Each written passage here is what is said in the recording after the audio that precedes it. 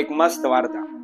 એક વખત એક છાત્રાલયમાં ગૃહપતિએ નક્કી કર્યું કે મારે આ આખી છાત્રાલયનો એક હેડ બનાવવો છે. હેડ એટલે એવો વિદ્યાર્થી જે બધાનું ધ્યાન રાખતો હોય અને બધાથી ઉપર હોય.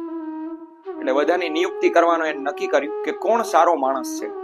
એ ગૃહપતિએ નક્કી કર્યું કે કોણ છે મારે જોવું છે. એટલે પોતે પરીક્ષણ ચાલુ કર્યું. બધાને કહેવામાં પણ આવ્યું કે એક હેડ બોય બનાવવાનો છે જે આખી હોસ્ટેલનું ધ્યાન રાખશે. એટલે એમાં એક સાગર નામનો છોકરો હતો અને એક મહેશ નામનો છોકરો હતો. એ બંને ઉપર બધાની નજર આમ હતી કે આ બંને જ બનશે. એટલે સાગર અને મહેશ, એમાં મહેશ છે ને એ થોડો આમ ઘમંડી અને તોછડાઈ ભર્યો વ્યવહાર કરતો. ગમે એની સાથે મજા આવે એમ બોલી લે, ગમે એને મજા આવે એમ કહી દે. પણ સાગર ની પાસે એક ખામી હતી, એ સેજ એની જીભ અચકાતી અને સેજ એ તોતડું બોલતો. પણ એનો ભાવ સારો, બધા પ્રત્યે પ્રેમ સારો હતો. એટલે તે બધા પ્રેમથી જ વાત કરતો. ક્યારેય કોઈ દિવસ કોઈને દુઃખ લાગે એવું ક્યારેય ન બોલતો. અંતે બધાને એમ હતું કે આ વખતે મહેશ જ જીતી જશે.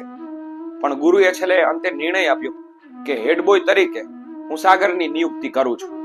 ત્યારે ખૂબ અચંબિત થઈ ગયો મહેશ અને ગુરુજી પાસે જઈને કહે છે કે ગૃહપતિ પાસે જઈને કે તમે આવું કેમ કર્યું? તમે આવું કરી કેમ શકો?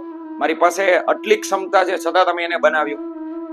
ત્યારે ગુરુએ સરસ ઉપદેશ આપ્યો કે બેટા મહેશ, તારામાં અને એનામાં એટલો જ ફેર, એની જીભ તોતડી છે અને તારી જીભ તોછડી છે. તો શીખ, માત્ર ને માત્ર જીભ છે ને એ જ મહત્વની છે. તોતડી હશે તો ચાલશે, પણ તોછડી હોય ને તો ક્યારેય નહીં ચાલે. તો આપણે પણ આપણી જીભ ખૂબ સારી રાખીએ અને ખૂબ વધારે સારો વ્યવહાર કરીએ. Thank you.